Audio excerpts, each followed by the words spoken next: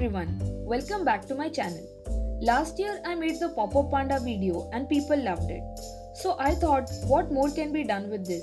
Can we craft and make customized characters using this technique? For that, I wanted a character that has many elements to see if this works. That's when I came across this new game called the Dracoo Master. This is a blockchain based competitive multiplayer card game which is going to be released next month. In this game, there are these little dragons called as the Dracoos. Each of these Dracos have their unique traits and characteristics. In this video, I am going to make the Fire Dracoo. And by the end of this video, you will learn how to make personalized pop-ups of your favorite characters. So let's make it. I am showing the measurements and marking on a white paper for clear visibility. But you have to use a matching color paper of your character's body color. Follow each step carefully as shown.